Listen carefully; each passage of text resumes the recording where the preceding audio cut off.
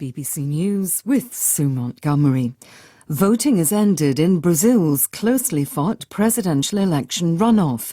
As the count begins, the country is on tenterhooks.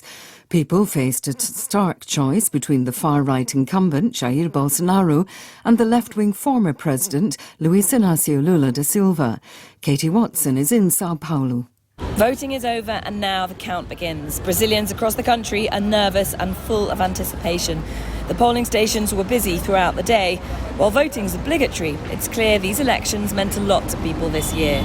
Free transport was put on to enable them to vote, and police operations that would have risked delaying travel were banned. But still, during the day, there were reports of over 500 such operations.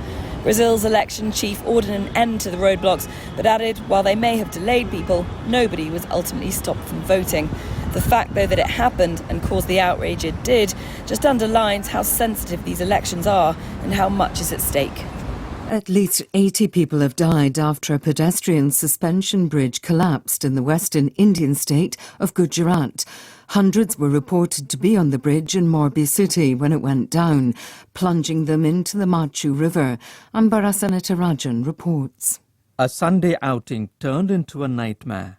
A local official said most of those who died were women, children and the elderly. The 230-metre colonial-era bridge reopened to the public only last week after extensive renovations, as distraught relatives and friends looked for their loved ones. Ambulances were constantly ferrying injured people to hospitals. Indian Prime Minister Narendra Modi said he was deeply saddened by the tragedy. The Gujarat government has ordered an investigation. The Iranian President Ibrahim Raisi has reiterated his warning that the country's security is a red line, as students at universities across the country are continuing their protests in defiance of demand from the Revolutionary Guards that they come to an end. Videos shared online show clashes on a number of university campuses, including one in the capital, Tehran. Here's Lise Doucette. This video shows a violent confrontation at Tehran's Azad University. Paramilitary Basij forces attack students with tear gas and sticks. Other videos indicate there have also been clashes on other campuses today, with students shouting, "Dishonoured Basij, get lost," an insult directed at the militia belonging to Iran's Islamic Revolutionary Guard Corps. Yesterday, the Corps commander issued his strongest warning to protesters yet. Today is the last day of the riots. BBC News. Distraught relatives in the South Korean capital Seoul have been visiting hospitals and a missing persons centre in search of people who may have been injured or killed in a crash on Saturday. 154 people died in a narrow alleyway in the Itaewon district that's just over 3 metres wide.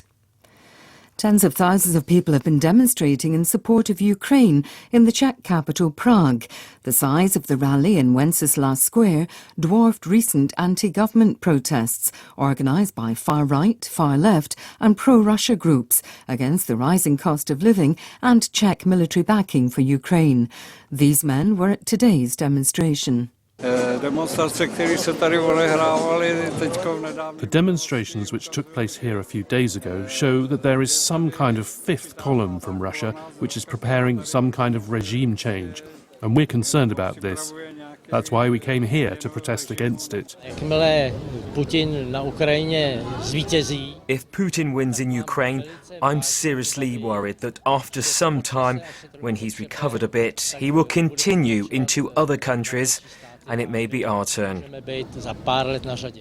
An Australian research institute says regional powers poured a record amount of money into the Pacific Islands during the coronavirus pandemic to help them weather its economic impact. A study by the Lowry Institute showed financial assistance increased by more than a third in 2020, compared with the previous year, with Australia by far the biggest provider. Police in Britain have confirmed that the man suspected of being behind an arson attack at a migrant centre in the port of Dover was found dead at a nearby petrol station. The attacker threw firebombs at an immigration office used to process asylum seekers crossing the channel in small boats. BBC News.